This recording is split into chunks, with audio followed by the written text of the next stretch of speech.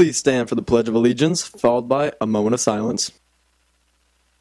I pledge allegiance to the flag of the United States of America and to the republic for which it stands, one nation, under God, indivisible, with liberty and justice for all.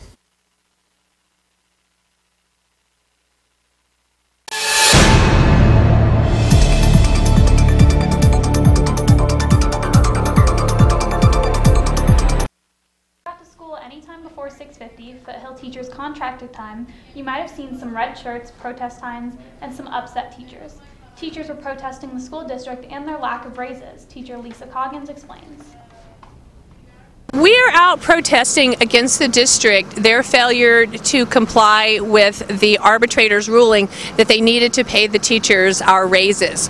Earlier this year, administrators were paid their raises plus retroactive pay, which we totally support. We know that everybody works hard in the district, but now that it's time to pay the teachers, the district is claiming poverty. This isn't just about the raises, though. Even if that is a big part of it, Teacher Lewis Miranda explains why this is about the students, about us. You know, for the district to kind of do what it's doing, it hurts because it shows that they don't care about us, and if they don't care about us, that means they don't care about you guys.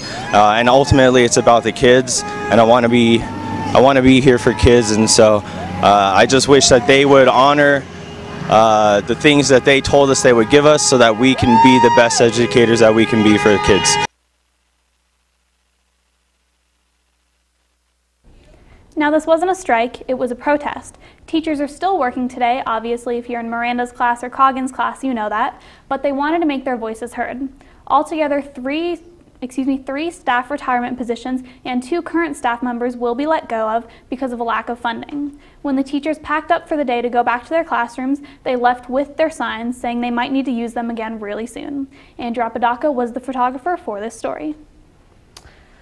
This morning we talked to social studies teacher Thomas Roddy, who appeared on Channel 13's hit show, Who Wants to Be a Millionaire?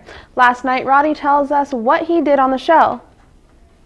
It involves taking a 30-question multiple-choice quiz about current events, general knowledge stuff. Then, if you pass that, you get to interview with the producers to see if, you know, you're photogenic with the camera and things like that. So we were both placed in the contestant pool and largely forgot about it until last summer, the summer of 17. We got a call that they wanted her to be a contestant. So with Who Wants to Be a Millionaire, it's a multiple-choice question game show. If you get 15 questions right, you win $1 million. And I was one of Mrs. Roddy's lifelines, where I was an audience member that she could call down and talk through a question. Roddy also told us about the question he answered correctly and how much him and his wife won. It related to Jack Ruby and his role in owning burlesque clubs in Dallas, Texas. The reason that I actually knew that was Jack Ruby was the man who killed the man who was accused of shooting President Kennedy, so it was one of those multi-layered questions that something that only a history teacher would know. I did, yes. We got the question right. I believe that got us to the $7,000 threshold on the scale, moving up from there. Mrs. Roddy took home $10,000. So Roddy and his wife did not win $1 million because this time, unfortunately, they are not familiar with with 1920 cinema. On Monday, Hillside Hotwire's staff made their way over to the Review Journal Awards. They come back with 10 awards and a couple of honorable mentions. Earlier, I sat down with a few members from Hillside Hotwire who told me a little bit more about the awards. This week on Falcon Features, joining me is co-editor Ellie Davis and staff writers Zach Jackson and Miguel Navarro from Journalism. So, I know that you guys had the Review Journal Awards this week. Can you tell me about the awards that you won? Yeah, so I won 4 second place awards and then a first place for sports page design and the most valuable staffer. Wow. And so I won a first place award for layout design, basically just how my layout looked. I won first place for that. I won second place for best sports feature and then third place for best photo illustration. Wow, that's awesome. And how was the ceremony? It was really fun. Everyone, you can kind of feel the tension because everyone's there and they're kind of still hoping to get first place. Yeah. And Miguel, I understand this is your last year because you're graduating. How do you feel about that? It kind of sucks. This is the only year I've had journalism. I've asked for like every other year, but I never got it. So like I'm a little upset about that. But I do plan on taking journalism further into college and as a career. Awesome.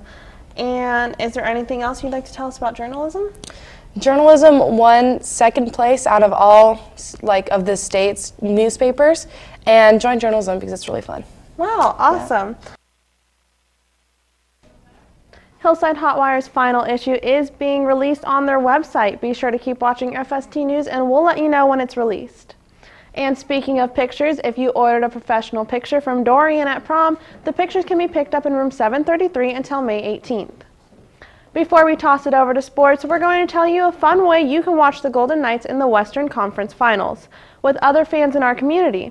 Starting this Saturday at the Henderson Pavilion at 4 p.m., you can watch the Golden Knights on the road for Game 1 of the Western Conference Finals on a huge Jumbotron LED screen.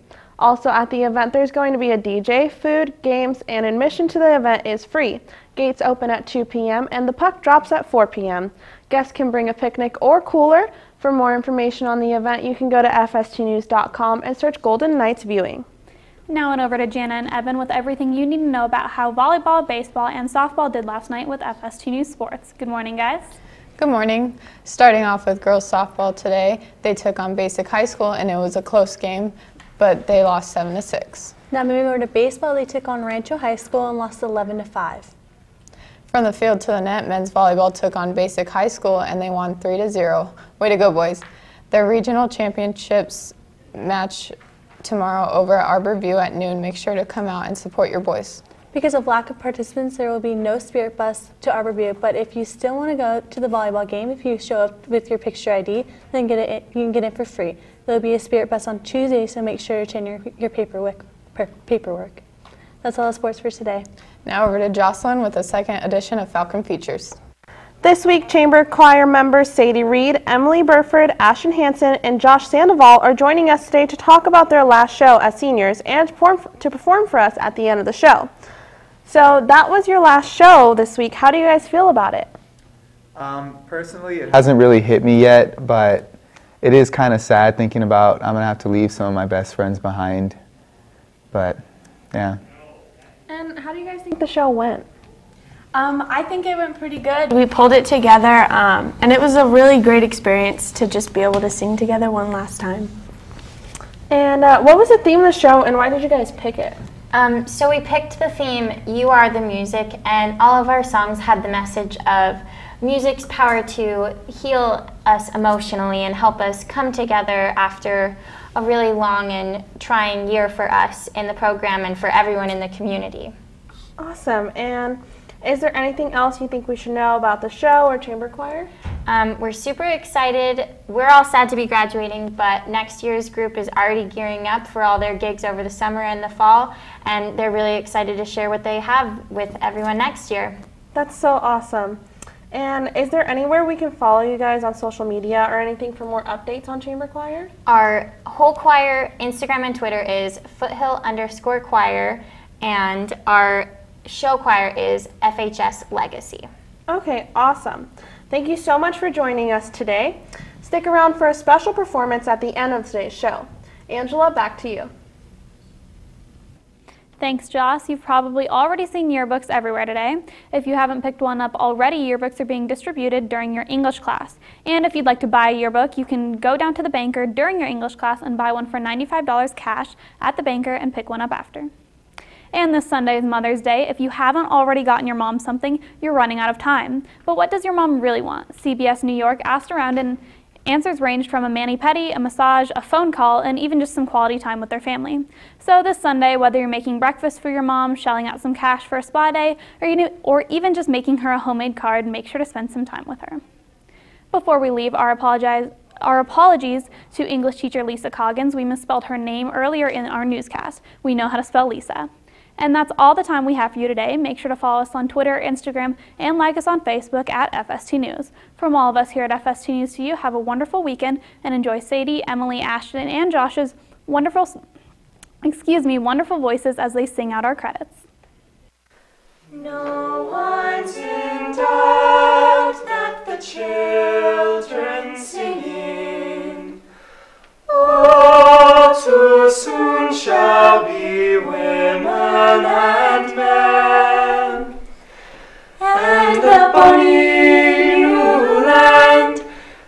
that we shaped with our hand. It'll roll to the ocean again.